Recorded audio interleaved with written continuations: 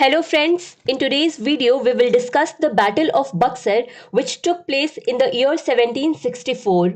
We saw in the previous video that how Robert Clive defeated Sirajuddin Daulah in the Battle of Plassey with Mir Zafar on his side. And after that, in 1757, the British East India Company had made Mir Zafar the Nawab of Bengal. Mir Zafar had become the Nawab of Bengal, but he was working like a puppet in the hands of the British East India Company. He was fulfilling all their demands, but the demands of the British East India Company were not stopping. Day by day, it was increasing. So, to get rid of the British East India Company, he joined hands with the Dutch East India Company. And the Dutch East India Company was called in Bengal to get the British East India Company out of Bengal no matter how. The Dutch East India Company felt that there could be no better chance than this to become a leading commercial company in Bengal. And Mir Zafar must have thought that he would make both the companies fight with each other and would sit and watch the spectacle. When the British East India Company saw that the Dutch East India Company is coming to Bengal with its army, the British East India Company sent its troops to Chinsura. Chinsura is a place near Calcutta. Here the Battle of Chinsura took place, in which the British East India Company kicked out and drove away the Dutch East India Company. After this battle, Britishers said to Mir Zafar that Mir Zafar, we made you the Nawab of Bengal and you got us attacked by the Dutch East India Company. This mistake will not be forgiven. So after this, Robert Clive asked Mir Zafar's son-in-law Mir Kasim that, should we make you the Nawab of Bengal? Will you do as we want? Obviously, he must have accepted all the conditions to become the Nawab, and in such a way, Mir Kasim has now become the Nawab of Bengal. At first, Mir Kasim kept on fulfilling the demands of the Britishers, but later he realized that if he keeps on obeying the Britishers, then one day the treasury of the whole Bengal would be empty, and that day is not too far when the Britishers will hand over the bowl to him as well. Meanwhile, it came to know that Robert Clive has gone back to his country, England. On reaching there, the government of Britain gave him a grand welcome. Oxford College also gave him a doctorate degree. While Robert Clive was not even a graduate, well, that is not a big deal. Let Robert Clive celebrate his holidays in England. Let us again see that what was going on in Bengal at that time. So Mir Kasim was upset because the British East India Company kept coming with one or the other demands and at the same time was interfering in Mir Kasim's work. So he is also the Nawab of Bengal. He has also some responsibilities. It cannot happen that he keeps listening to the British East India Company all the time. In this situation, Mir Kasim took some decisions. He shifted his capital from Murshidabad to Munger. Munger is in today's Bihar. But at that time, Bihar was also a part of Bengal. The main purpose of capital shift was to make some distance from Britishers.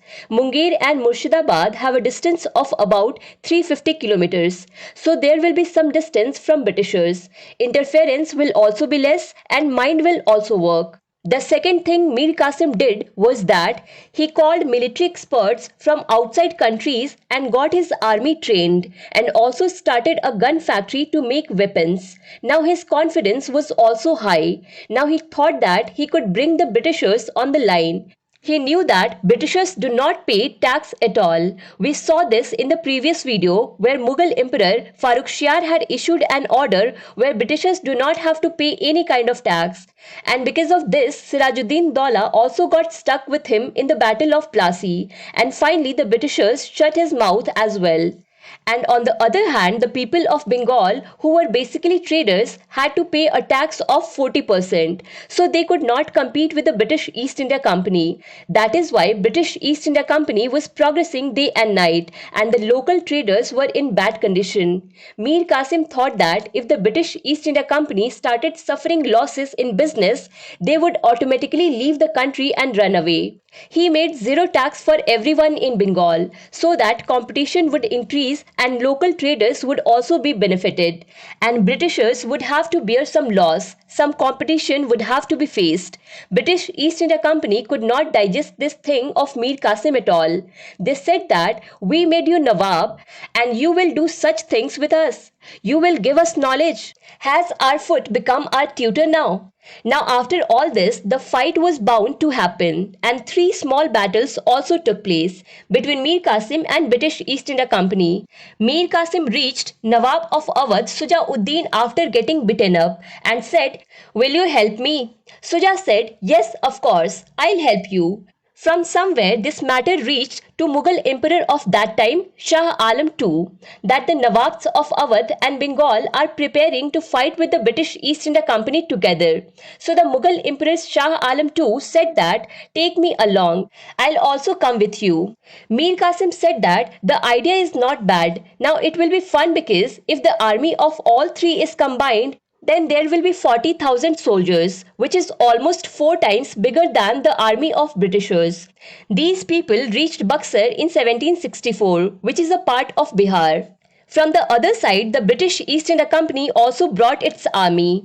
Now, because at that time Robert Clive was spending a holiday in England, so Hector Munro was handling the command of 10,000 soldiers of the British East India Company. The Battle of Buxar lasted hardly 3 to 4 hours, but Mir Qasim disappeared in the middle, and his Mughal Emperor Shah Alam II surrendered, as well as the Nawab of Awadh also surrendered. British East India Company won Battle of Buxar very easily. After that, Robert Clive came back to India in 1765. Robert Clive met Shah Alam II as soon as he arrived. He said that you reach Allahabad with your companions. There we will get you to sign the treaty. Shah Alam II said that one of our companions is missing. Robert Clive said, "Take the remaining companions with you." So Robert Clive signed the Treaty of Allahabad with Shah Alam II and Sujauddin. After the Battle of Buxar, Awadh had come under the control of British East India Company.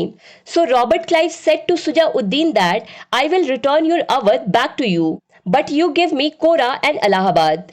After that, Robert Clive said to Suja that a lot of money has been spent by the British East India Company in the Battle of Buxar. You will have to compensate for this because you are responsible for this. So Sujauddin had to pay 50 lakh rupees to British East India Company. Then Robert Clive gave another offer to Sujauddin that now there is no need for you to keep army. The responsibility of your security will be taken by the British East India Company. And yes, this service is not free. For this you will have to pay money.